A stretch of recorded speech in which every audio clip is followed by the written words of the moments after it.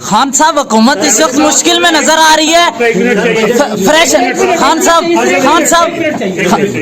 अच्छा खान साहब अच्छा फ्रेश इलेक्शन हो गए हर 3 महीने के बाद। अब हुकूमत मुश्किल में है, कल मुश्किल में है। खान साहब फ्रेश इलेक्शन हो गए या असेंबलियां तोड़ देंगे? खान साहब इस हवाले से आप क्या, आपका मौक़िफ़ क्या है कि नवाज शरीफ आज आ रहा है, कल आ रहा है।